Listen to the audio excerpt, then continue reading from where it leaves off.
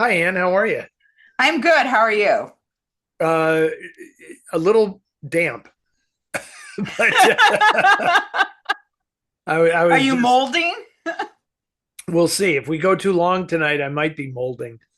But no, I was just, for those of you just joining us, I was just telling Ann before we hit record that I was out in my backyard working in the yard after it's beautiful here. And I hadn't been able to do that for a couple of weeks. So it was fabulous. But I'm a little wet because I was watering and doing all kinds of stuff. And so I had no time to change into drier clothes. So I threw this sweatshirt on, but my shorts that I'm wearing are actually quite damp. Well, I am post So work, so you have my get to see me in my work clothes. Oh, someone you mentioned on. you Oh, look sorry. great. You Oh, look great. thank you. I make an effort. But someone mentioned on Twitter that we never introduced ourselves at the beginning of the show.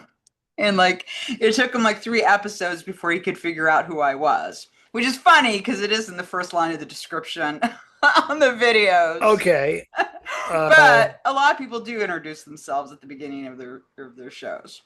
yeah, I guess so. So you're Ann Hawkins, director of communications for the Film Noir Foundation, and my close personal friend. Thank you. And I'm that guy Eddie Muller, Yes, of fame of the what do they call you? The Czar of Noir. the czar of noir. Yeah. Yeah, that's what they call me.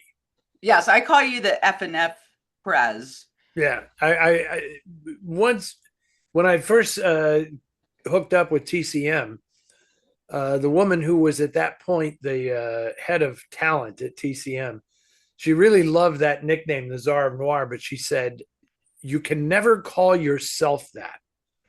You only let other people call you that because if you use it, you sound a little full of yourself. Yeah. Yeah, it So, does. I mean, yeah. yeah. Yeah. Oh, and I want to bring up something about YouTube. So, there have been multiple requests for us to have timestamps on our videos, which I would not do because I don't have time to do it. But our very, very clever webmaster for the Film Noir Foundation, Ted, who's also my friend, he's my Saturday night buddy. He Ted has been did, referenced many times on this show. Yeah, yes. And anyway, so he researched and figured out a way with the help of AI to timestamp our videos. So, in this entire year so far, he has timestamped. So, he's going back and timestamping all our previous videos as well. So, people will now be able to fabulous. timestamp. It'll be in the description, like the questions, each question that I always post in the description will have its timestamp. So, For the people with short attention spans, they want to yes, get right to the point. Short attention span theater. That's the world we live in these days. even But I understand it. If you want to know your question is on there, and when we talk about it and all that kind of stuff, so it makes sense, obviously. And before we get into the questions this time around, I will note that several people had asked about when the videos from Noir City Hollywood were going to go up on our website, and that should be very, very soon because I've seen them. I've seen all of them except the Jennifer Tilly one, and they're terrific. John Gulager, who does those, cuts them with Patrick Francis, shoots them and cuts them with Patrick Francis, just does a sensational job. And as I may have mentioned before, Clu Gulager's son.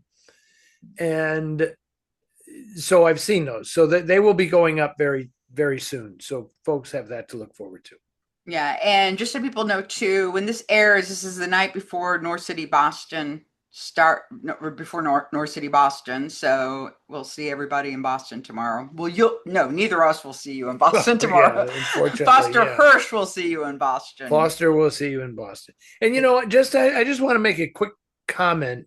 When you mentioned Ted, um, it's very gratifying to know that, the Film Noir Foundation has retained so many people for so long. I mean, Ted has been the webmaster, designing the website and doing all of our internet based stuff since the inception of the Film Noir Foundation, right? It's been, I mean, we're up to like 20 years now. Yeah. 20 years. That's like amazing. And you've been with us that long, and it's kind of incredible. And it's very gratifying because it's not like anybody's retiring on the quote unquote salaries we get for doing this stuff, but the dedication and the loyalty is fantastic. Very impressive. Yes, I'm retiring on Myers Plus, my day jobs. Yes, yes. Okay, so Okay. let's do it. I hold on, I got to get my questions up here. This is I really haven't had a chance to look these over in Yes, advance too you got much, them but very, very late I because got them. yesterday I had something going out to a client that took me till 6:30 at night. So Yeah, and I have been just writing scripts yeah. this week, writing a lot of scripts for stuff I'm doing on TCM. Some in addition to Noir Alley, I still have 3 Noir Alley scripts I need to write. I'm going to Atlanta this month to back to Atlanta. Weirdly, doesn't mean I'm leaving the Bar 355 in Oakland, but for various reasons, there will be 4 Noir Alley episodes shot in Atlanta, along with a lot of other stuff I'm doing for TCM, primetime stuff I'm doing for TCM that will air in the next few months. And so they figured they didn't want to do that. They wanted to bunch all this stuff, and they didn't want me to do the primetime stuff at the bar. It would have been kind of confusing to the audience, I guess. So anyway, that's that. Okay, so make sure that you give me your schedule because we can put it on our TV listings page. Because if people don't know, we have a TV listings page that lists all the noirs every month on TCM on our website, filmnoirfoundation.org. So we can add that your other appearances onto that too, because people want to know. Terrific. Okay, I will let you know. One of them I'm pretty sure it's a Summer Under the Stars. A couple of Summer Under the Stars things that I'm hosting. A day of Sterling Hayden movies. I'm hosting at least the primetime part of that, and a day of Donald O'Connor movies, which is kind of unusual, but I can dig Francis the Talking Mule and Singing in the Rain, and so I'll be doing that as well. So I'll let you know when those are going to air. Okay. Okay, so our first question is from Coleman. My wife and I have our passes to Noir City and Cambridge, Massachusetts, and plan to see all the films for the 3rd straight year. The question is, now that she is the official female representative of film noir in 2025, what on-screen female in film noir history best represents the real life Alicia Malone? Oh, it was okay. Interesting. Yeah, Miss Noir City of 2025. Unfortunately, she could only do the first festival in Oakland, but anyway, that's an interesting question. Alicia is not a femme fatale, but she can play one for our benefit. I'm going to say the actress who, if I was casting someone in the role of Alicia Malone, and we'll leave the accent out of it. I think I'd pick Greer Garson. I can see that. Alicia very much reminds me of Greer Garson, especially when she is in independent uh, independent woman mode, and like you know homesteader on the frontier or something like that.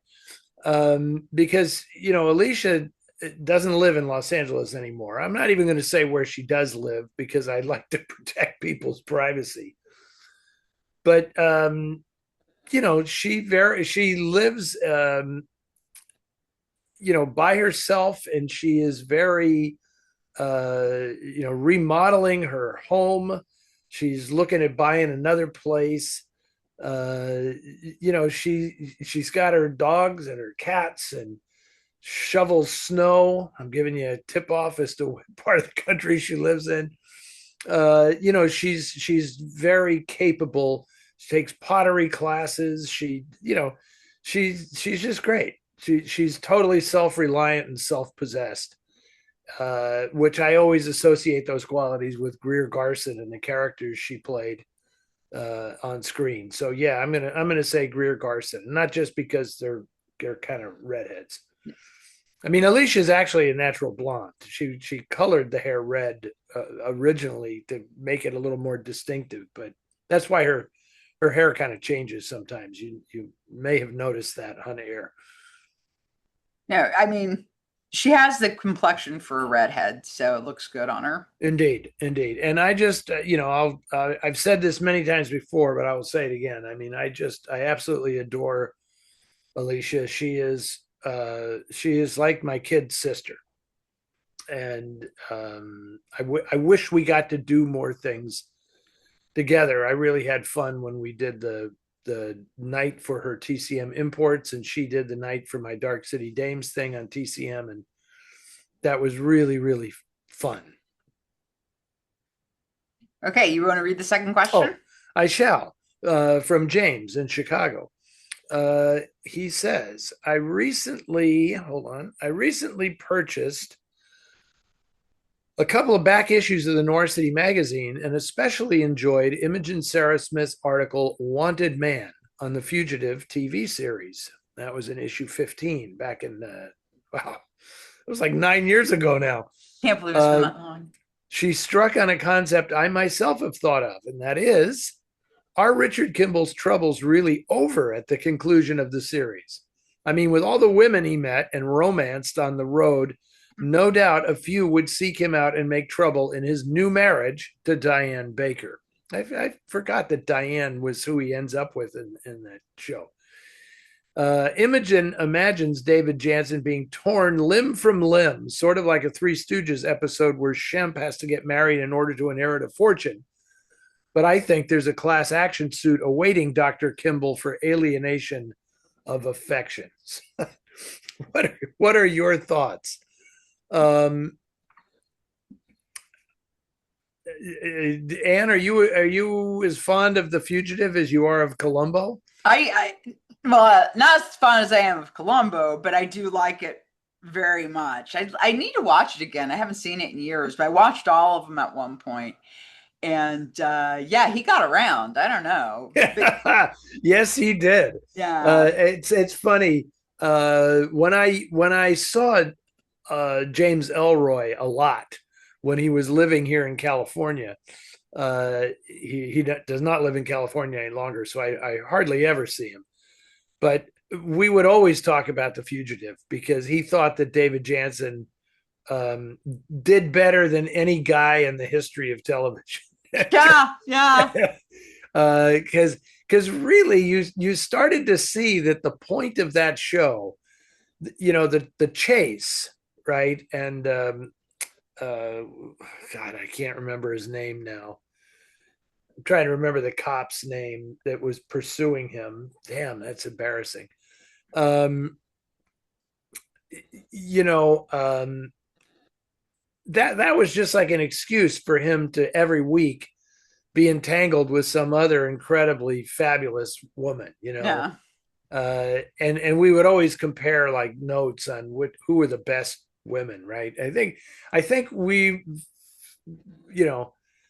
Tuesday Weld was one of the better ones, as I recall, and I remember Suzanne Plachette Plechette's who I remembered. making quite an impression on that show.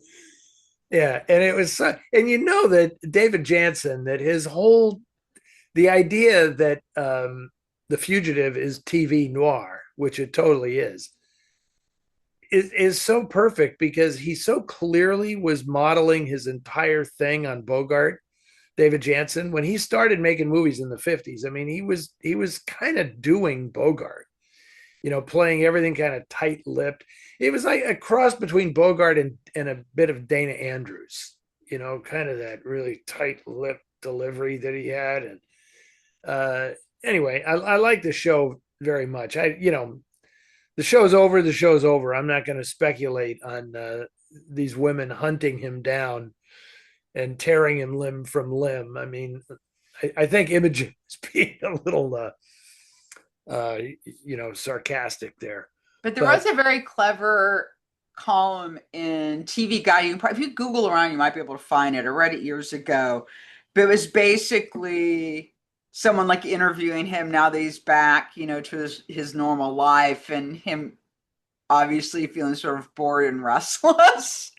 yeah, In yeah, suburbia, which I thought was clever. And then the other thing that kind of popped into my mind was so for people that don't know, Patrick McGoohan had a couple. Well, there's sort of a continuation of two of the same character, John Drake, who was like a spy, and this was the time like Bond films were out and they were done for British television. Danger Man, Danger Man, yeah, yeah, and they're great shows, by the way. And but what was interesting was he stipulated that he wouldn't romance women, that was not going to be part of the storylines for his character. So there's no like weekly entanglement with a woman like in the Lost Spy stuff. It's very interesting. It's very different. Just because he was a very he was very Catholic. I'll put it that way. hmm. So that was just one of his stipulations. He did, Interest. Such an interesting guy. Patrick He's McGoohan is just fascinating character. yeah, very good friends with Peter Falk and really had a big impact on the show. And yeah, he actually On won Columbo, you mean? for Columbo. Yeah, sorry, should have been more specific. Yeah. Anyway, no, I find Patrick McGoohan fascinating. He's one of my favorites. Yeah, me too. Just Hell Drivers. He's so Oh yeah, fantastic in that so movie. great in that. Yeah. And another film he did, which I'll probably be showing somewhere along the way, All Night Long. Oh Uh, with jazz noir. He's terrific in that film. no. He's good at seething villainous roles. He's incredibly good. Was there anything else I had to say about The Fugitive? No, I can't remember. But I remember what it was. I remember when that show finally came to an end, and I think it was in TV Guide or somewhere. There was an interview with David Jansen, and he said that his idea for how the show should end was that Richard Kimble would literally walk into the sunset at the end, like on the beach in Malibu or something, and he would unscrew his fake arm Yeah. and throw it down on the beach. Right now, people who don't know that show don't know what I'm talking about. But the whole idea of the show was that he claimed it was a one-armed man that killed his wife, and so he thought it would be funny at the end that he just unscrews his arm and it was him all along. So nice little wrinkle there, showing that David Jansen had a sense of humor. That was pretty good. Okay, so this is from our friend Carlton, who always watches us on YouTube the next day and always generously shares on Twitter. I am a Film Noir Foundation donor, so I get the new Noir City magazines, but I've been going back and ordering past digital issues for just over $6. A treasure trove of noir information.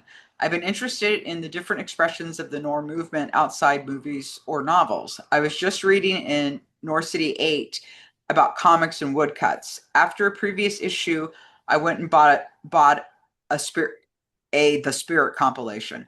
Can you talk about how widespread the noir movement was across the culture?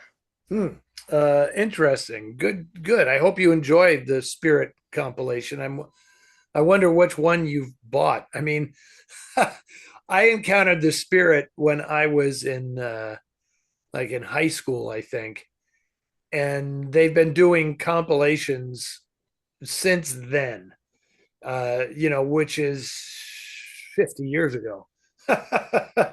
So, and I'll be damned if every time a new one comes out, I don't buy the new one because, that there's something better or richer or something about it. Anyway, how widespread it was. This is the thing that's so intriguing to me about this era is it was all organic, and I don't know that that will ever happen again, that it's possible for the culture to create and absorb, and be inspired by things in a completely organic way, where it was not driven by a profit motive. Because now everything is so calculated, everything is tracked, and the algorithms are such that everything we do, it's like, we're going to give you more of this because you click this so many times. And that's not what happened back then. I mean, it genuinely was new stuff happening. And I think that at that era, mid 20th century America was the epitome of American, the zenith of American culture. And I think it was in everything. It was in the style, the fashion, architecture, the design of cars, literature, music, birth of the cool, the development of comic book art as a real thing, not just a cheap, stupidly drawn stuff to pacify children. But so, just jumping off from something like The Spirit, it was evident that Will Eisner, who wrote and drew that 8-page weekly supplement to the daily papers, came out on Sunday, and it was an 8-page complete story, like a mystery story with, a little B movie, that he was going to the movies, and the movies were inspiring so much of what he was drawing. And like, there are women in The Spirit that are clearly based on Lauren Bacall and Ella Raines and Veronica Lake, and actors. I mean, it was so obvious that the movies were inspiring this, much the way the movies of the 40s inspired the paperback novels of the 50s. And how those 40s movies had in turn been inspired by the hard-boiled fiction of the 30s. I at one point, people have asked if I am ever going to teach a class, and it makes me laugh because I feel like I do. That's all I do all the time, in a sense. But if I taught a formal class, this is what it would be about. It would be about this confluence of things in American culture in like 1950. And it would be comic books and the birth of television and the birth of comic books and the birth of the cool, like Miles Davis, and jazz, and literature, and all how the arts kind of reach this critical mass. And it, not coincidentally, it crossed with the noir movement, because I think the noir movement was saying, okay, we're growing up now. It's time to grow up. There was less control over the stories in Hollywood because the artists were pushing against the constraints of the production code and all that stuff. And you found the same thing happening in all of these other arts. So like comic books would have this renaissance, and then they would immediately run afoul of the government that said they were causing juvenile delinquency and they had to be put under control. Yeah. Yeah. And that whole thing of like this stuff just happening organically, and then the backlash from the establishment saying this is going to destroy the culture, when in fact we look back at it now in hindsight and realize that was the peak of American culture. It wasn't the end of American culture. It was the peak of American culture. I think now we're seeing something closer to the end of American culture. Uh, Yeah. anyway, so that was a very interesting question, Carlton, and you see it was right in my sweet spot. Yeah. So just let people know, yes, since we've been doing North City Magazine, because we sort of before that we didn't call it North City Magazine. It was more of, I mean, it was a magazine. We had articles and stuff like that. But North City Magazine is sort of when it kind of It's when Michael Cronenberg came on board thinks, as our yes, art director. yes, and that Then was it kind of really the, became a magazine. yeah.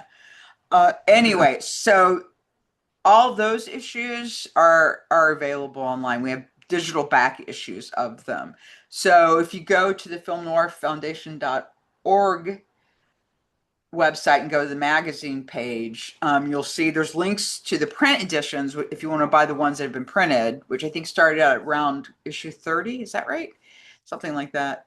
And but everything is available digitally though, and so there's links to that, and you can buy everything digitally Right, to have and right. to hold and to keep on your hard drive.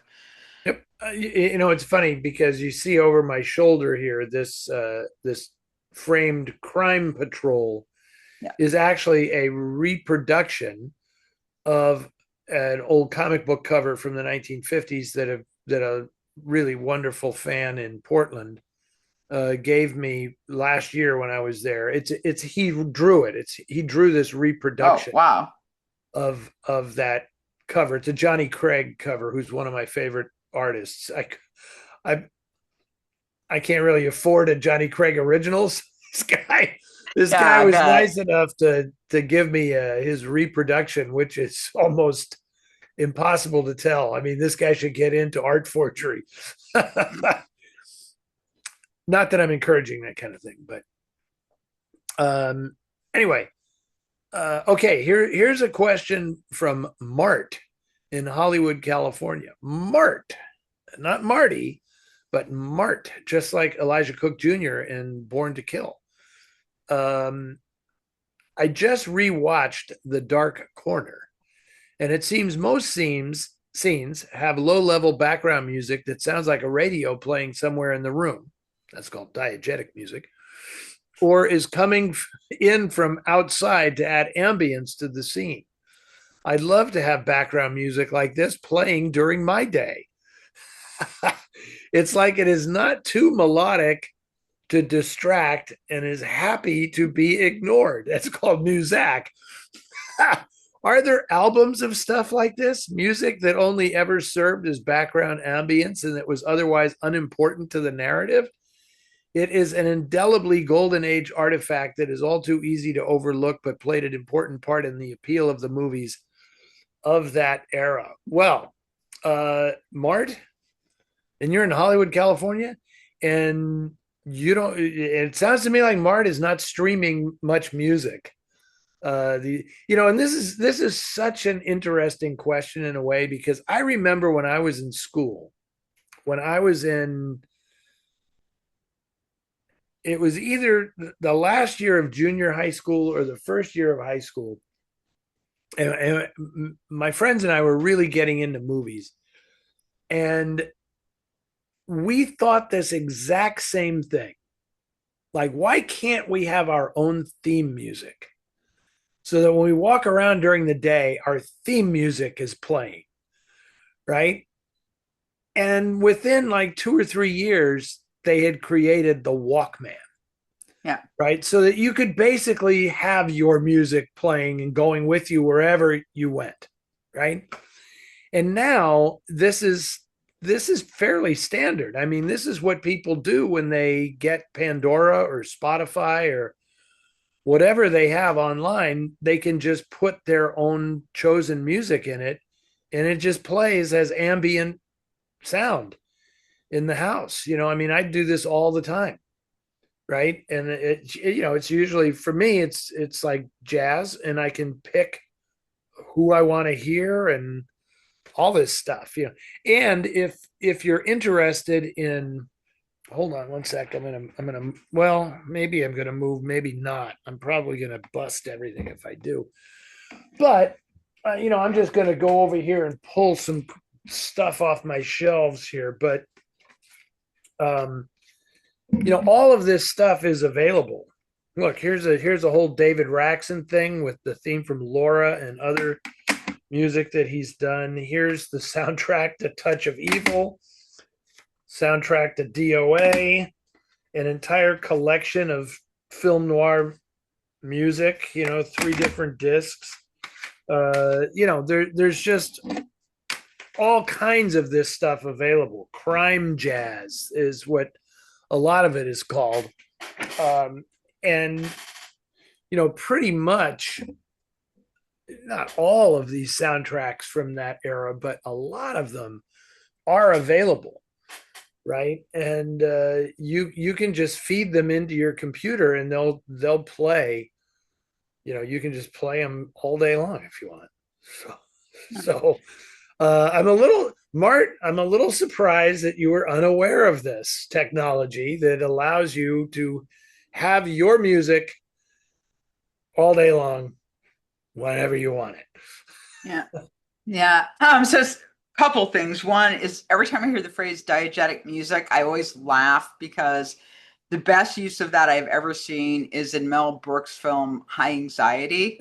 Yeah. When he's driving from the airport and this really intense music is playing, and then pans by like this bus with all these musicians who are actually playing traveling next to the car. Yeah. That is pretty. Mel Brooks, you gotta love him. It's like, are they really gonna go for that gag? Are they really gonna do that? It's like, yes, they are. They're gonna load a bus full of musicians and they're gonna actually do that joke. God love them. So great. Yeah, Yeah. that's pretty great. And then also regarding having your own theme song.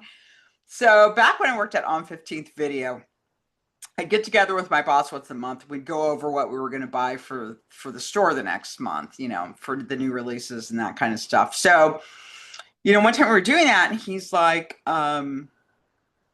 so do you want to go to this cafe? I said, no, let's just go to Starbucks because I like the Starbucks and stuff. And we walked in there when the guy started singing Secret Agent Man because he would always do that whenever he went into the store. Back to Patrick right? McGoohan. Patrick McGoohan again, yeah. Yeah. And Johnny Rivers had a big hit with that, Yeah, because that they're was giving you a number and taking away your name. Secret agent man, secret agent man. Yeah, that was because that was the title for people to when they broadcast it in America. That was the title of the show, and then they had the different theme music. Yes, it was no longer Danger Man. Danger Man in the UK, Secret Agent Man in the United States. Yeah. And there's also, I think was it the Plugs that did the cover of that? A punk band did a cover of it. It's really good. I don't know. I'm trying to remember in Spanish. So I don't know. Yeah. Okay, so this one is for you from L. Just saw Chinatown at the film festival. Do you know what the pictures on the wall of Jake's office are? They were in a column behind his desk. They looked like they could have been film people. The woman was less distinctive, but the man bore a resemblance to Adolphe Menjou. Adolphe Menjou, yeah. Or possibly a studio head, if identifiable. And so do you have a theory why they'd be there? There was also FDR, but that was easily identifiable and in a different location. Any theory on why Jake would display it or what it says about Jake? Interesting. The FDR was looming over the meeting, when the sheep come into the council room and all that stuff. And in several other situations as well. Well, number one, yes, I don't know exactly who the people are in those pictures, but clearly Jake would be the kind of guy who would put pictures of movie stars, even if they weren't clients. He'd try to convince people they were clients of his, and he'd put them up on the wall of his office, showing off, because that's Giddis's character. I mean, the way he dresses, he's a middle of the road guy who with aspirations to being kind of high class, and that's clearly why he's got grip and grin shots with people on the wall of his office. But it's interesting, Elle, that next time you watch the movie, uh, pay attention to what's on the wall of everybody's office, because I I forget how I encountered this notion, but a long time ago somebody mentioned this to me, and it holds up. In the film, every that you distinguish the good guys and the bad guys, quote unquote. I realize it's noir and that's all ambiguous, but they are distinguished by their associations with horses if they're the good guys, and fish if they're the bad guys. And this goes so far as to what's hanging up on the walls of their offices. So Giddis has racehorses as well on the walls of his office. When he's in the city council chambers, he's reading the sports section, which has a thing about Seabiscuit, the famous racehorse, on the front of the newspaper. Horses. He goes out to the orange groves and encounters those guys on horseback. He has horse bookends in his apartment, just horses all over the place, right? But the guys who are associated with fish, like Russ Yelburton, deputy chief of the department, who has a big marlin on the wall of his office, or the Albacore Club, right? The reference to albacore tuna. Those guys are all the crooks. And I won't go into all the examples, but they're all there. They're all there. I mean, it was so thought out by Dick Silbert, the set designer, and obviously Polanski was involved in these decisions as well. But it's a very planned out thing that runs through the entire movie. So there you go, something to look for the next time you watch Chinatown. Horses and fish. Okay, this next question is from Jane. She says, in Born to Kill, how weird, I just mentioned Born to Kill a second ago. Is that the voice of Elijah Cook Jr. I hear in the Northern Club Casino scene? It's 9-ish minutes into the flick. I don't know, Jane. I do not know. I'll have to watch it again and listen for that. So obviously that's a scene that takes place in Reno early on in the film. And I don't know. So we'll come back to that one.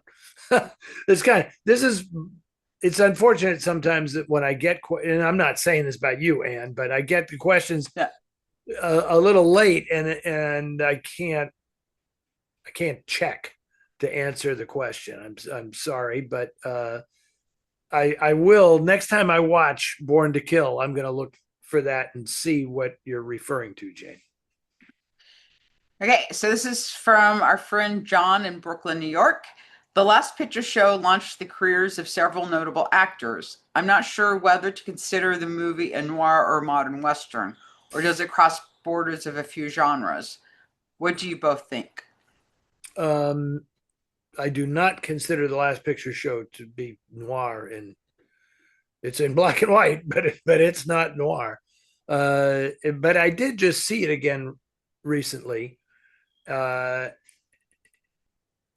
they don't make movies like that anymore. I mean, it's just funny that this is how things go generationally, right? I mean, obviously Peter Bogdanovich, I think he chose to make that movie for no other reason, quite honestly, than it was centered around an abandoned, like the end of a movie theater in this small town in Texas. And like it was so symbolic of the of a lost generation or a past generation that meant so much to Bogdanovich because of his relationship with the filmmakers, right? That it was his tribute to those guys. But he wanted to make a very contemporary adult movie, right? That had nudity and sex and all kinds of stuff in it. And it's good. It's a really good film, and it's one of those, just what John is pointing out. Like you can't believe all the people that are in that movie, uh, and they're all fabulous. Starting with Ben Johnson, and um, I don't know. It's kind of unclassifiable. It's not a Western. I mean, people only say that because Larry McMurtry who wrote it, also wrote a bunch of great Westerns. Uh, it's a soap opera. I mean, it's that's what it is. It's like a '50s soap opera shot kind of like a Dust Bowl, Walker Evans Dust Bowl visuals, but um, and then done clearly, the way Bonnie and Clyde updated a '30s, outlaw movie. This was doing a soap opera, a domestic soap opera, small town, in a way that couldn't be done back in the '30s and '40s. So I think that's it. That's the point of it. Yeah, I mean, I just consider it a drama. I actually got to see it at the TCM Film Festival when it played, and Peter Bogdanovich actually introduced the film, and I had never seen it before, so that was very cool. And it was so cute because it was I think it was like 11 in the morning screening, and he came in and he said, "I can't believe you people get up this early for a movie." And that was 11. And that was the 11 o'clock. It was not a 9 o'clock screening. It was an 11 o'clock screening. But so that was kind of funny. But yeah, I mean, I would consider drama, but you're right. It is sort of an updated Peyton Place, like with the parts that they used to have to cut from the books to get it to Right. get the movie made, and it just has like the cut parts Right. from that type of a story. And Johnson's great. He won an Oscar for it. He's the only world rodeo champion, rodeo champion, and Oscar winner. He has that distinction, as he'd like to point out. But yeah, I mean, it's a good film. I really liked it. Yeah, it's absolutely terrific. And kind of what you And said about the change of times too sort of reminds me. Bogdanovich also did a film called Targets, which I highly oh recommend, yeah, where you have these sort of two storylines coming together. They're sort of separate and they kind of merge. And one is very much based on a real shooting at UT Austin, where the sniper got up into the bell tower there. Charles Whitman. Charles Whitman. And when they did the autopsy, he had a brain tumor, by the way. Yeah. And then an old movie star played by Boris Karloff, who's going to go to give this, introduce one of his old films at a drive-in theater. And Karloff's great in it, and Bogdanovich wound up playing the character, sort of this young man who's talking to Karloff, kind of is in helping him out. And it's a great film, so I highly recommend Targets if you haven't seen it. I really like it. Yes, I heartily endorse that. Steve Cronenberg wrote a terrific article about it for the Noir City magazine.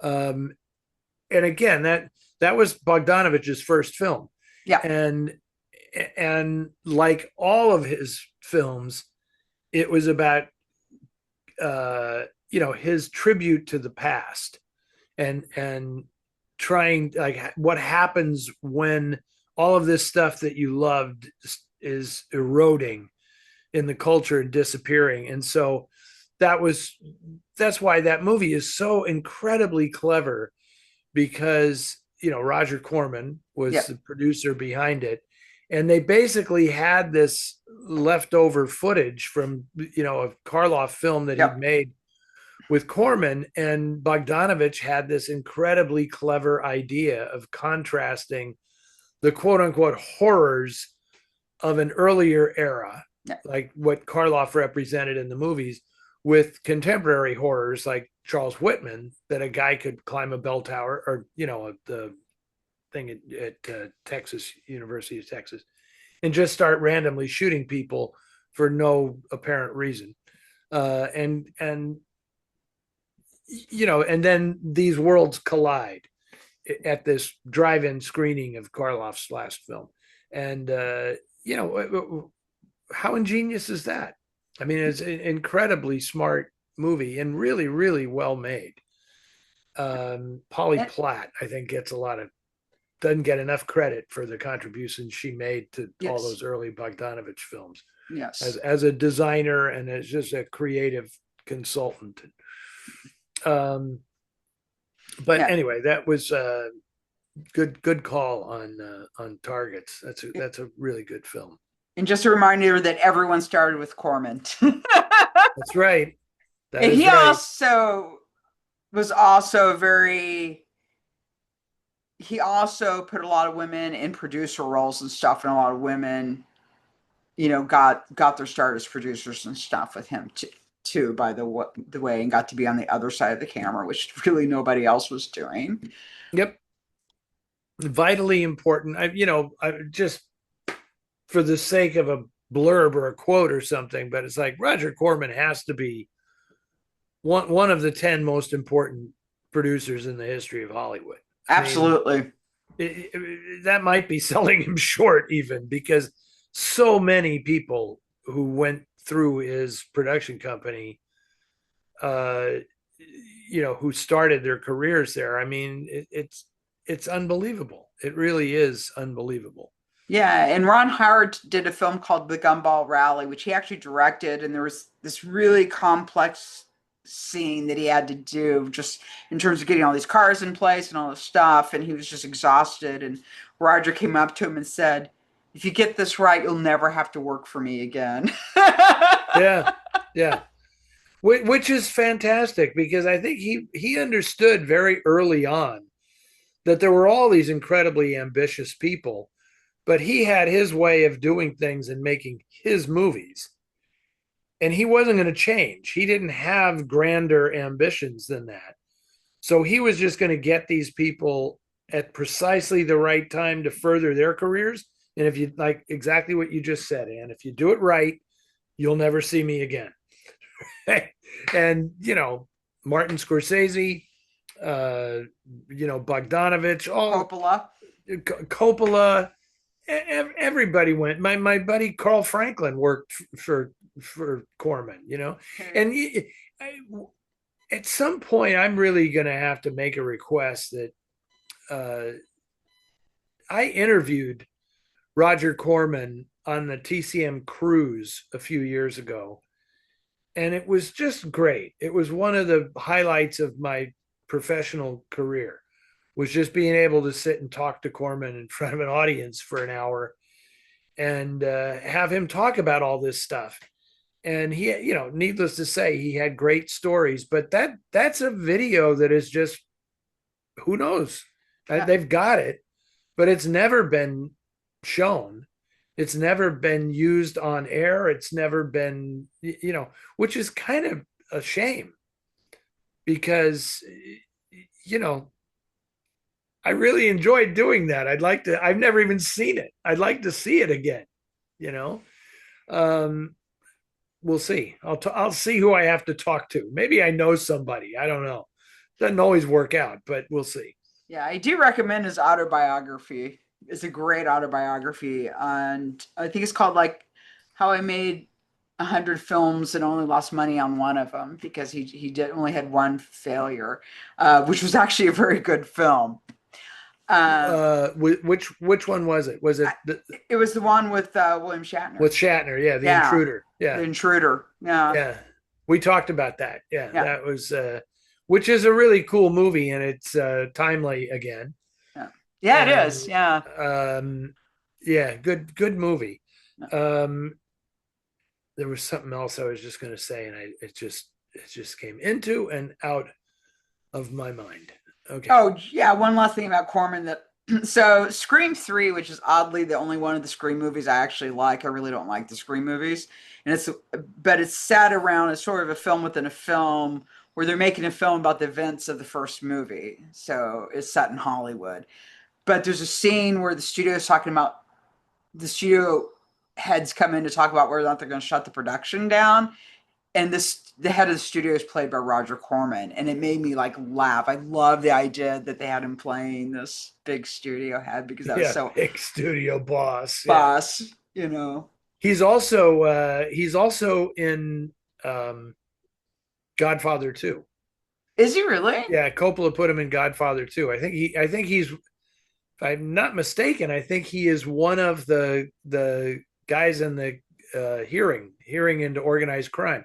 Coppola did a thing where he put a lot of people who meant something to him. He gave them roles as the senators questioning Michael in the organized crime hearings, right? Like Bill Bowers, the screenwriter, like plays the head of the committee, and Corman is on the committee as well. And I should do a thing where I check out who all those people are, because apparently they all had some kind of personal connection to Coppola, which I thought Oh, was pretty cool. that's that's incredible. You want to read question 8? Sure, from Carolyn. You haven't critiqued Sudden Fear, according to a teacher in my film class.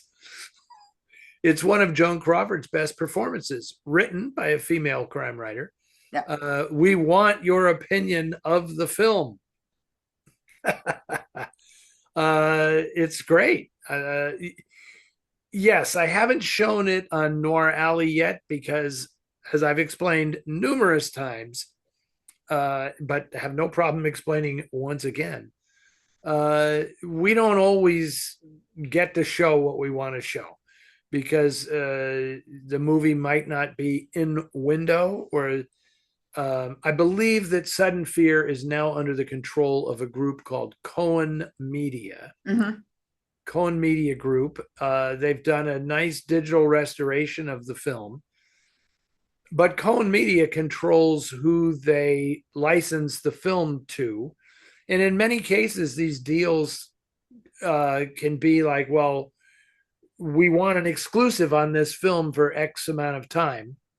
And that takes it off the table for us. So, every year, every season of Noir Alley, Sudden Fear is a prime film that I always ask to show, but so far hasn't worked out. But when it does, I will certainly jump all over it because it's very clever.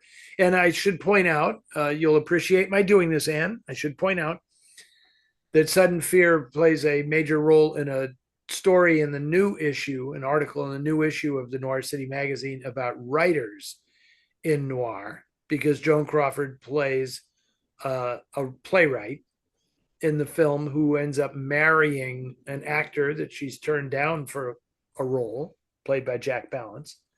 And Jack Palance has other plans, obviously, for Joan. How That did they get the magazine, Eddie? you sign up for the Film Noir Foundation mailing list. And once you sign up for the mailing list, then you should go to our contribute page and contribute a minimum of $20. Don't stop there. Don't let it stop you there. You can donate more if you wish. And that allows you to get the digital version of the Noir City magazine delivered hot off the presses to your email inbox. And then later on, if you want, you can buy a print edition of the magazine, but you don't get the print edition by donating to the foundation. You have to get that through Amazon. Yes, and we just published a new issue. So And it's an issue I am extremely proud of. I have two stories in it, but Imogen just did a fabulous job editing this issue, and I couldn't be happier with it. I think it's really interesting. It's kind of amazing that we keep coming up with these interesting angles on noir that keep it kind of fresh. mhm.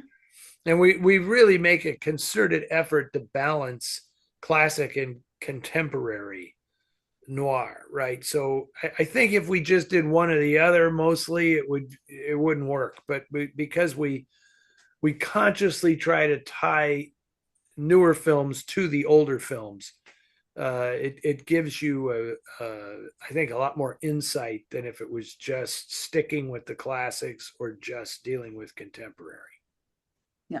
So anyway, getting back to Sudden Fear, um, I've read the book. It's interesting because I picked up like a trade paperback of the book. It was really fun. I just stumbled across it. It's a good book. It's kind of interesting to read the book and then see the difference. But I did notice that Sudden Fear is the book has been re-released recently. So I do recommend that one just as It's Edna reading. Sherry, right? Edna Sherry, I Yeah, think is Edna the Sherry. writer's Yeah, name. Yeah. yeah. It's a very very interesting film, and her character's different, and I really like the ending of the book. But I mean, I think Joan Crawford's just fantastic in Sudden Fear. I mean, She is. She's it's an great. amazing She's always performance. good. Well, she But is. she's particularly good in that film because Joan's eye acting can sometimes get a little crazy, but it's spectacular in Sudden Fear. I mean, the stuff she does just with her facial reactions to things when she realizes what Jack Palance is up to, and Yeah, then because it's this great scene where he and his partner in crime, I'm trying not to give too much away, are discussing their plot against her. And they're doing it in her study where she writes. And so she goes in the study later and she's playing back one of her dictaphone recordings, but her dictaphone recordings are the dictaphone turns on by voice activation. So they don't realize. And so basically, I'm not sure how long the sequence runs, but she doesn't say a word. It is just her face responding to what is being said on the recording. Her entire life is being sort of shattered apart, and it's an amazing piece of acting. Of course, she started out as a silent film yeah, actress, yeah. and always credited Lon Chaney Sr. very much for developing her as an actress. And I could just see Joan telling the director, David Miller, like, you're just going to keep the camera on my face. Don't do anything except my face. Yeah. Easy to see Joan doing that. Yeah. Yeah. That is a really terrific film, beautifully photographed as well, and set in San It's Francisco. set in San Francisco and some nice location work here. So yes, and Gloria Graham is also in it. Well, And, that's and she yes. and We she shouldn't yeah. we shouldn't spoil it for I don't the want to spoil it too people who much, but she's also in haven't it. seen it. We'll But just yeah, keep it at that.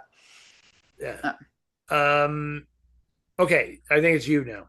okay, this is John from Brooklyn. Oh wait, did we do two from John with Brooklyn this I'm not. episode? Was I that think we John? did. Yeah, John. John asked about the last picture show. Oh, Okay, okay. John, you got You got two this episode. How would you rate Lyndon Fiorentino Fiorentino. in the pantheon of noir film fatales? I particularly like that in The Last Seduction, she's so openly venal, ruthless, and nasty from minute one and plays it to the hilt, almost as if she were a parody of the film fatale. As a side note, I know the block where she lived with Bill Pullman, as I lived not far from there, and I'm always on the lookout for locations and movies that I recognize.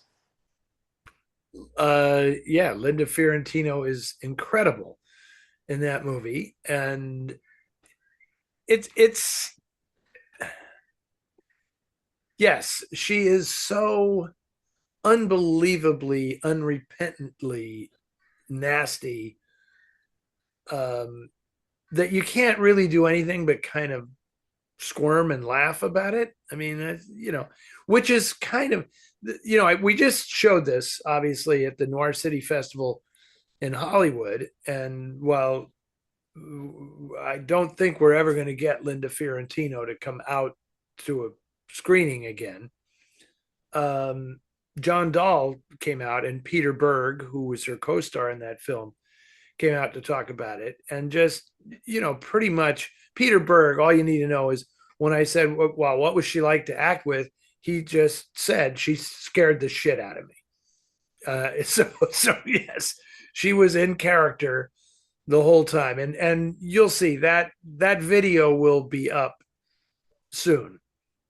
And Peter shares some very interesting and somewhat intimate stories about making that movie with Linda Fiorentino, particularly having to do with their sex scenes together. That's pretty interesting. Um, she was exactly what you'd imagine. Kind of directing the movie herself in a way, which John was happy about. Like, wow, she is totally into this character, you know. But yeah, she's fantastic. Yeah, and in case people that watch this on Facebook don't know, our YouTube channel, which is at Noir City, we have clips. Well, we have interviews that have been done at various film festivals that are out. That in addition to the Ask Eddie episodes, there's also. I mean, originally that's what it was. It was just all like interviews that have been done at various North City film festivals and sometimes at Palm Springs. So, yeah. Uh, and I do want to just mention, because John referenced him, Bill Pullman in that movie is so fantastic. Both of the actors, Peter Berg and Bill Pullman, are really great in that film because Yeah. Those aren't typical characters. No. They're very unique characters in that, I mean, none of them are typical characters because she is such an outrageously over the top femme fatale. And I don't mean, it's not like she's over the top, like crazy over, you know, she's just this reprehensible person who will say or do anything. And it's, you don't usually get a woman playing that character. And so these two guys have to react to her. And Peter Berg is the naive guy, and Bill Pullman is the somewhat shrewder, but still gets played by her. And man, his performance is so smart in that movie. He's just great. Acting I in that film is amazing. I love Bill Pullman. And if people haven't seen it, there's a film called The Zero Effect with him that Yeah, I highly, yeah. highly recommend, where he plays a private detective. But I actually have a film still from Lost Seduction, and it's actually Bill Pullman on the couch in handcuffs, which I have for reasons. Okay, okay. Maybe I'm not going to go there. I could follow up. I could have follow up questions on that one, Oh, no, but no. you know, Bill Pullman is such an interesting actor because he's so he you would imagine he would play normal guy roles Yeah, because of his look. Yeah. because he is so plain in a sense, right? But he has never played a normal character in a movie. No, I I mean, think there's his first, always something a little off about him. like in the first film, I think that he did, certainly the first film I saw him as was Ruthless People, where he plays, as one of the other characters says, the stupidest person in the world. I mean, he's great in it, but, just dumb as a brick. And he has like, he's kind of modeled himself after Don Johnson in, what was the TV show Don Johnson? Miami Miami Vice. Vice. Yeah. It's a great piece of costuming, and the hair is great. And that was like, so he did, I mean, and that's the thing about him too. And of course, he's the Spaceballs. Yeah. Um, Yeah. but he can do comedy and he can do drama too. I mean, he's a very fine dramatic actor as well. And then I always, Zero Effect, which is just such a fabulous film. His character really reminds me of Nero Wolf. And I think Yeah. they've got a very Yeah. Nero Wolf Archie Goodwin relationship in that Yeah, film. Zero Effect is an interesting movie. I liked it.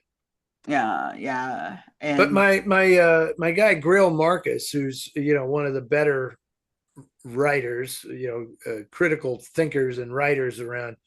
I know he did an essay years ago called, I think it was just called Bill Pullman's Face. And he was making these same observations, that like, what is it about this guy that he can convey so much because he has the most deceptively bland look about him, uh, that he's able to go to these weird, like if you've seen Lost Highway, Yeah. I mean, no offense, I appreciate how daring Lynch was with that movie to break the character into two parts, and have Balthazar Getty play his alter ego, if you will, whatever. But quite honestly, the movie loses a little something when Bill Pullman disappears from it. Absolutely. Yeah. Absolutely. Yeah. Yeah. So while it was a clever idea, I would have liked seeing more Bill Pullman. Yeah, me too. I Like I mean, said, I got the idea, but I was also like, and yeah, also it's like, too, Bill Pullman's just such a great actor that if you're gonna have somebody in the second half of that, that's a tough casting thing to do because you really have to have someone that's as good as he is. yeah, Which and no offense to Balthazar Getty, but it yeah, was no, it was tough. yeah, It was a tough thing to pull off. And the scene at the party where Robert Blake comes up to Bill Pullman and says, "I'm in your house right now. Call me." And he hands him the phone. That is Bill Pullman. I mean, Robert Blake is Robert Blake, in white face and everything, and it's an effect. Bill Pullman, that scene is so incredibly good. The way he like, what's happening, huh? And then when he does it, and then the look on his face when he hears Robert Blake on the other end of the line, and then he goes, "All right, how'd you do that?" It's so good. It's so good. All right. I think we are getting down to the end here. this is our last question. Um, This is and for I'm you. reading it. I'm reading it. Yes. And this is from Brett in Edmonton, Alberta, Canada. Not too long ago, I came across a fascinating book, Neo-Noir as Post-Classical Hollywood Cinema by Robert Arnett, which was published in 2020.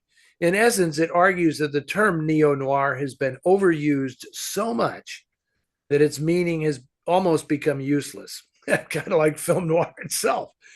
In order to compensate for this, his book attempts to organize the last 60 years of neo-noir cinema and attempts to organize it into a series of movements, both in terms of time period, but also in terms of themes like hybrid noir, nostalgia noir. I was curious if Eddie or Anne has read the book and whether they have thoughts about its central thesis. I'm prepared to read it in the near future and be curious about your takes on it and if you'd be in alignment with the author's viewpoint. Um, okay, Anne, do you know this book? No, I do not. It sounds really good though. I mean, I like that. I like the idea of organizing the material that way. It's Right, very interesting to right. me. I have not read the book. I know our pal Foster Hirsch has done a book on neo noir as well, Detours and Lost Highways, Yeah. exploration of neo noir. Um, Here's the thing. My way of dealing with this has been to just see it all as one continuum, right? Yeah. And I find myself when I write a script now or an article or anything about film noir, I find myself going when I rewrite, I find myself going back and taking out the word film. Yeah. So it's just noir, Yeah. right? Because I think now just saying it's film noir, I think people associate it with a particular time period. And I do agree that the term neo noir has pretty much lost all meaning. And I think if you ask people, said what is a film noir compared to a neo noir, very very simply they would say, well, film noir is in black and white, and neo noirs, I guess, can be in color.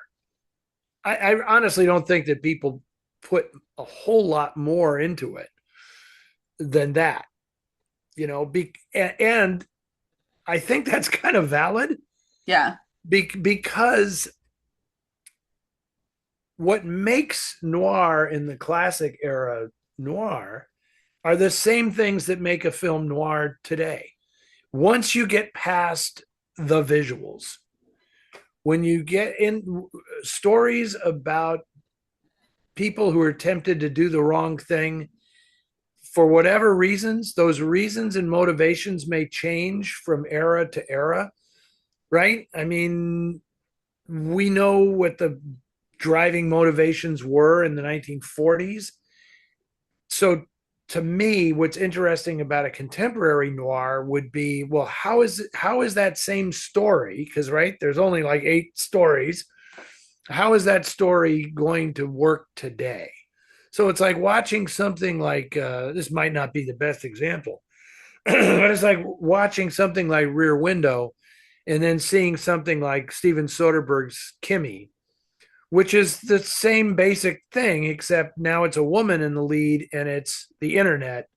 She's hearing something she's not supposed to hear on the internet instead of seeing it across the courtyard from her, right? So that's the contemporary spin on it. But to me, it's like, what's the value of calling something classic noir versus neo noir? All you have to do is just put a date on it. Yeah. This is a noir film from 1948, as opposed to this is a noir film from 1996. You know, and I'm telling you, Anne, when you watch the movies now, like watching The Last Seduction at Noir City Hollywood, watching The Grifters, they feel like noir movies, right? Even though when The Grifters came out, everybody, the critics couldn't call it neo noir fast enough. But I'll be damned if you don't watch that movie and say, well, Angelica Houston's playing the Barbara Stanwyck role. Annette Bening is the Gloria Graham role. I don't know exactly who John Cusack is. There was nobody that young in a classic noir film. But you get my point. It's like, when I watch Body Heat now, it feels closer to Double Indemnity than it does to any film made in the 80s. Yeah, well, I think too. There's like, but it's so funny. This whole thing about neo noir and versus film noir, because when I saw the Australian film The Square, which I cannot recommend enough, if you guys have not seen that film, you need to see this film. Yeah, really good. But literally, I mean, for one thing, when the film opened up and they do the first scene, I was like, I know exactly how this is going to end, and not like in a bad way, because the art isn't how it gets there, but it's so noir. That opening scene is so noir. You're gonna you just know what's gonna wind up happening.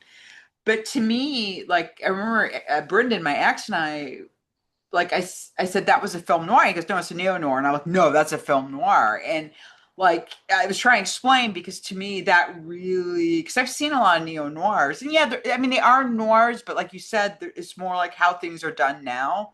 Like things that are going on now are kind of a period piece, where this one that film honestly felt like that could have been written in the 40s and shot then.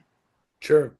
Well, one thing that's really interesting is because Brett refers to the fact that one of the categories that Mr. Arnett uses is nostalgia noir, right?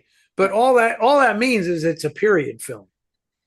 I can tell you right now, without even looking at the book, that's what that means, right?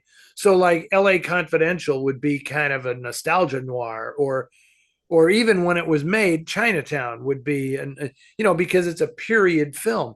And what's so astounding to realize is how few noir films of the original era were period films. They were contemporary films. Yeah. They were about the world that people were living in right then, and that's why a lot of people writing about that era in hindsight originally left out what in 1944 or something would have been called nostalgia noir, would have been Robert Siodmak's The Suspect, or Gaslight, or Hangover Square, or So Evil My Love.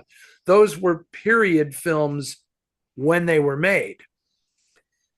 And so people were so understood that film noir was of its time, was about what was happening in the 40s, that they discounted those other examples because they were not set in that period, which I reject.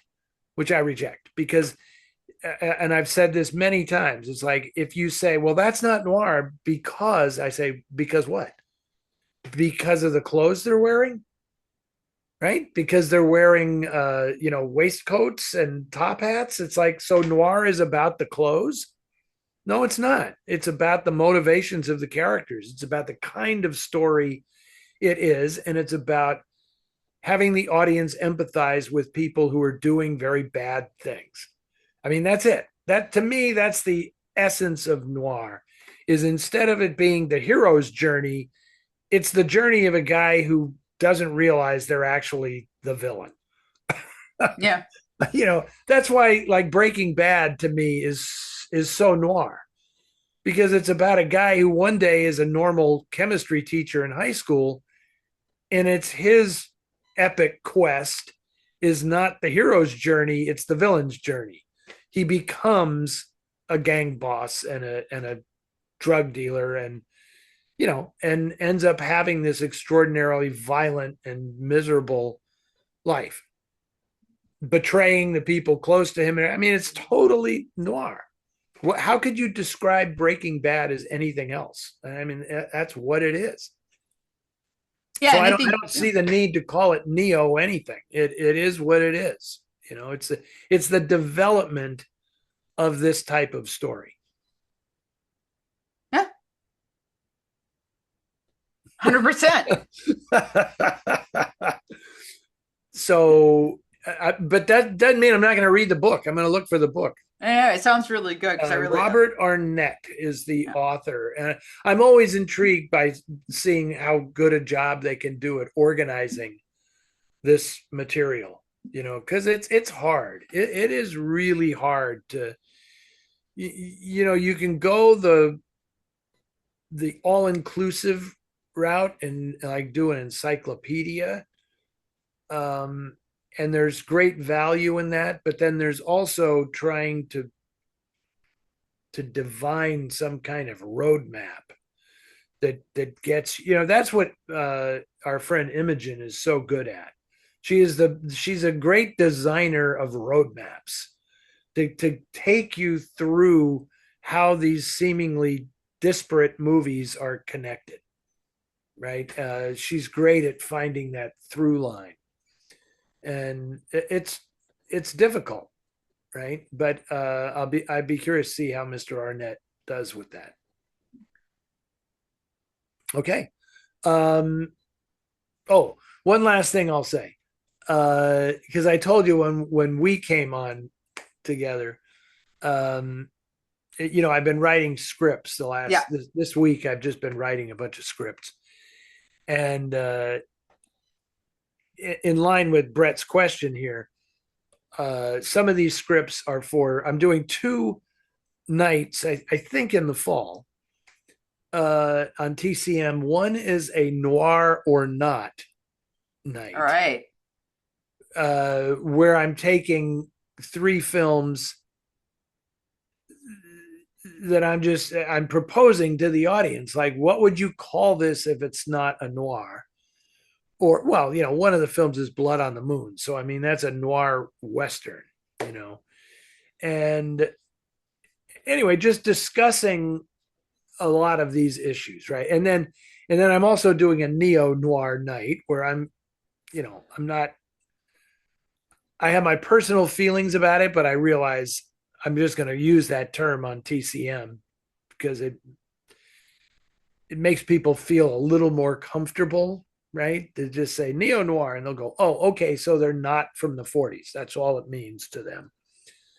But in that case, I'm showing three very different movies, and the last one I'm excited about because it's going to just freak everybody out because it's the most challenging film that I've shown on TCM so far. So I'm showing Point Blank. That's what I'm starting with, and I'm showing The Late Show, Yeah. right, with Art Carney and Lily Tomlin, which is kind of a very much a tribute to classic detective stories and stuff. but I'm ending the night with Performance, Wow. right? The Donald Camel. Challenging is a good word for it. Yeah. But to me, that film, it's like, what in the people watch that movie and they go, what the hell did I just watch? And I said, you just watched a 1970s rock and roll noir. That's what, because it deals with so many of the same issues that noir delves into. And it's a gangster on the run who holds up in this, whatever the hell that place is where Jagger is living. But that film is a challenge, even today, right? And that film is now what, 55 years old? Holy cow! I mean, no movie bankrolled by a major studio, not even Easy Rider, had that much sex and violence and drug abuse in it as Performance has. And it's just a whacked out movie. And I'm so fascinated by it. And I know that 80% of the audience is going to hate it. They're just going to hate it. And I don't really care. I don't really care. I just the 20% that are going to kind of get it. I mean, and you're still getting it. If you hate it, you're still getting it. Yeah. You're just there's parts of it that are just so repellent that people are going to check out, but man, what a bizarre film. Do you remember what the situation was when you first saw that movie? I've never seen Performance. I'm realizing that, which is weird because I've seen I think every other Nicholas Roeg film, and I've not actually seen Performance. Well, I'm gonna go out a little bit on a limb here and say that I really think it's more of a Donald Cammell film than it is a Nick Roeg film. They took co-director credit, but it was Donald Cammell's idea. Okay. And Nick Roeg, shot it and certainly had a lot of input on the decision making. But conceptually, that's a Donald Cammell film, and he was not the most stable guy imaginable, right? He ended up killing himself. He committed suicide. But I just think that a lot of the ideas in that film, and well, people will see when I hope people watch when I introduce it, and I hope they can hang with the movie. It's insane for the first 30 or 40 minutes. Then they get to Jagger's lair, and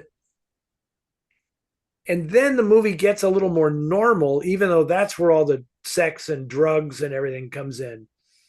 But the movie is made a bit more normally than what happens in the first 30 or 40 minutes, where there's this incredible fragmentation of time frames and all of this stuff is going on. And it's hard as hell to keep track of what's happening in the film. And you've seen Nick Roeg movies, so you know that his whole thing was to play with time and space. Yeah. I mean, that was it, right? He wanted to make movies that simulated the way the brain worked. And then it's like, this is the way the brain works on a lot of drugs. So it was just amazing to me to learn that the reason the film is cut so weirdly in the first third of the film is because Warner Brothers said, we're not even going to release this movie if you don't get Jagger on screen faster. So Donald Cammell. So you had to. They just smashed up all the early scenes and cross-cut between them, and the exposition is so frantic, not because it was some artistic decision, but because we got to get Jagger on screen faster. Because they said, we gave you the budget because you said you could get Mick Jagger and the Stones. But of course they never got the Stones because they found out that Jagger was actually having sex with Anita Pallenberg, who was Keith Richards', common law wife really at that time. And when Richards found that out, it was like, I'm not going near that movie, And it's so fascinating. The whole thing is just fascinating to me. And of course, they were supposed to have a soundtrack by the Stones, and it's not. But the one song, the musical number that Jagger does, Memo from Turner, he wrote himself, not with Keith Richards. And it's so fascinating to me that the Stones have never played that song. Yeah, I don't think Keith is too interested in revisiting that, Yeah. Anyway, interesting. And I'll also highly recommend to people, if you're into rock and roll and stuff and the Stones, there's a really terrific documentary about Anita Pallenberg. And she was, the I think in my intro I call her like the muse and stylist for the Stones, because she gave them their satanic majesty, because they dressed like her. I mean, she was like a style icon, and had that whole 60s thing with the hats and the scarves and the whole deal. And so both Jagger and Keith Richards copped a lot of her style and adopted it. That kind of that androgynous thing the Stones were doing, And anyway, but the documentary about her is really, really interesting. So I recommend that. It was very well done. So that's it. Okay. We somehow always manage to get a 90-minute show out of this, even though it feels at a certain point it's like, oh, we're going to be short this time. And then I was going, oh, great. We're going to be an hour. Yeah, and then Eddie goes off on some long-winded detour into some arcane thing about performance, and then it's 90 minutes again. Well, Anne, I if you can handle it, performance is on. I think it's streaming somewhere. I don't know if it's on. I'll watch it. I don't know if it's on Criterion or something, but it is a really fascinating and difficult movie. I mean, even given how so much of what I call the film grammar in that movie seemed incomprehensible in 1970, right? It's comprehensible now. A lot of the stuff they did is like fairly standard language now, visual language. But it's still an off-putting, uncomfortable movie, because it doesn't glamorize any of that stuff. And I hats off to Jagger for play, because he's not playing himself in the movie. If anything, he's playing Brian Jones, right? The Stone who died. Yeah. And I think Jagger took it all very, very seriously. Like he was giving a performance. He wasn't just, no pun intended. He wasn't just, walking out and doing drugs and playing himself. There's a character there that he is playing. And and it does say some interesting things about, making an analogy between this gangster that James Fox plays, very sadistic, mean gangster, and his performances as a criminal, and kind of equating them to an artist who, has to have some kind of thing in his soul that makes him do what he does. And Jagger has sort of lost that. And so when this gangster shows up at his house, he wants to throw him out initially, but then he kind of starts studying him, thinking we're more alike than either of us realizes. And then it gets into this whole transgressive thing between them. So anyway, that's a longer intro than I'm going to do on TCM. Right, I'll tell you right now. Yeah, you'll have to be more concise for TCM. But I can't wait to see social media blow up when I show that film on TCM. There's going to be comments. Oh yeah, there are going to be comments.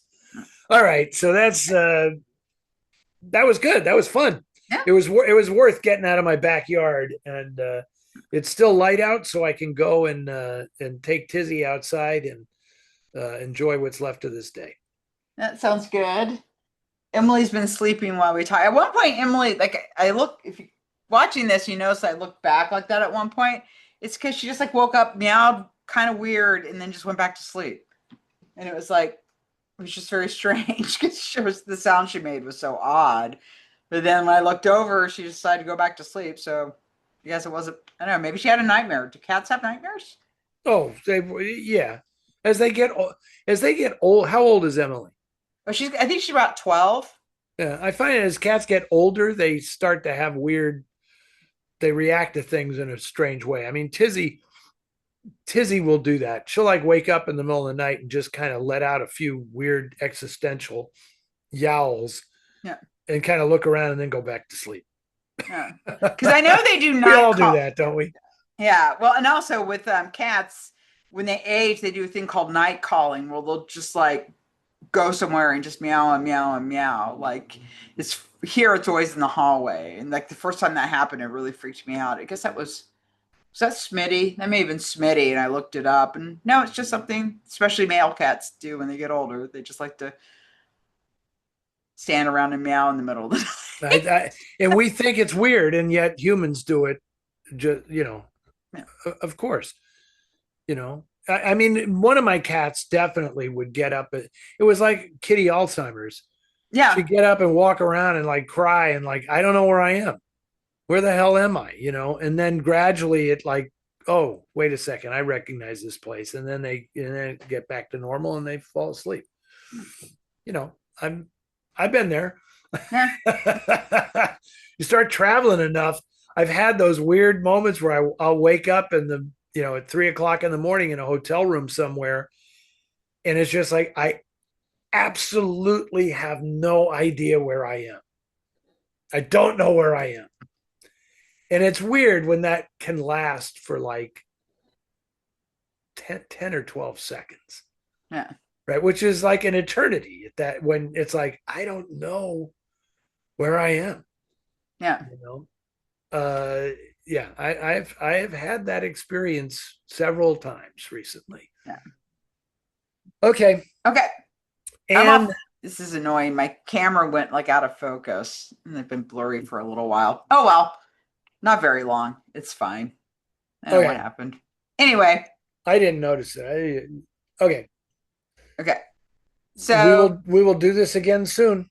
Yes, we will. So yeah. And thank you, all you people, for watching, and thank you, Ted, for the time code. Yes, and make sure if you're watching on YouTube to like and subscribe and share. That helps us out. Okay, fantastic. Okay. And my dinner awaits. I'll see you soon. See you soon. Bye. Bye.